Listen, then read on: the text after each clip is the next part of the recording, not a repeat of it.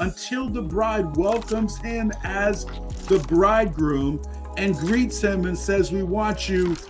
Okay, he will not come and establish his kingdom on earth as it is in heaven.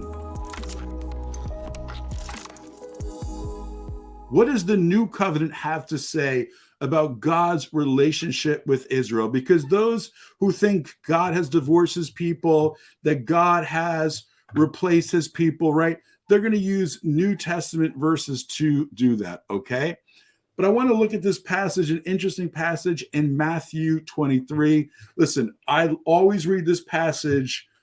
One of the places I love to take people when we go to Israel, and we just got back, is walking down the Mount of Olives. That iconic view from the top of the Mount of Olives, looking over the Temple Mount and seeing where Solomon Temple stood and the Golden Dome, okay? And then we walk down to the Garden of Gethsemane, but halfway between the top of the mountain and the Garden of Gethsemane, there is a church called Dominus Flavit, which is Latin for he wept, okay?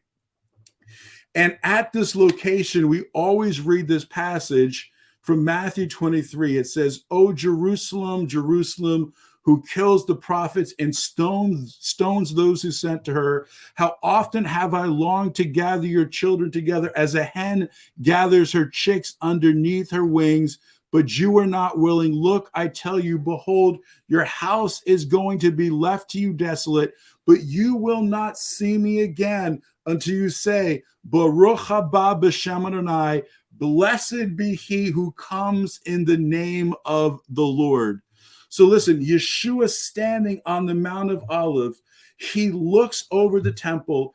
He says these words, and in another passage it says he wept because he saw the coming destruction of Jerusalem and the exile of the people, and he knew that he was going to be rejected by them. Okay, yet he says, "I tell you, you will not see me again." He's talking about the second coming. And why is it so significant? He says these words on the Mount of Olives. Why on the Mount of Olives? Okay, because the prophet Zechariah tells us that when the Messiah comes, his feet are literally going to stand on the Mount of Olives. That's why when you go to the Mount of Olives, you'll notice there are all these graves on the Mount of Olives. Why? Because they want to be the first to resurrect when Messiah comes. That's the belief of many Jewish people, okay? So he says it, he weeps over Jerusalem and says, "You will not see me again." He's saying you will not see me again in the same place where the prophet Zechariah says Messiah is going to place his feet. It's the same place in Acts chapter 1 that Yeshua ascends into heaven, and the angels say to the disciples, "Why are you looking to the heavens?" And says Messiah will come back to this place and put his feet in the same spot, right? So Yeshua says, "You will not see me again," meaning until the second coming, until you say, Baruch haba b'shem Adonai. Why is that so significant? If you're in Israel and you come into the Israeli airport, right? You come into Tel Aviv, Ben Gurion Airport. In Hebrew, it says, Baruchim habaim, which means welcome in the plural. Baruch haba is the same, means welcome, okay? It's the same words that's used when the groom comes down the aisle to stand under the chuppah, the wedding canopy. The officiant says, the rabbi says, Baruch haba, welcome.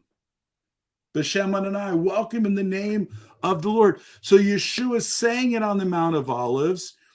He's using wedding language because he's the bridegroom until the bride welcomes him as the bridegroom and greets him and says, "We want you." Okay, he will not come and establish his kingdom on earth as it is in heaven. Wow. So here's the point. If Messiah knows that he was going to be rejected, he knew his fate, he weeps about it, And yet he makes it clear that he's not going to return until Israel says these words. So clearly, from Yeshua's perspective, he understood that God was not done with Israel.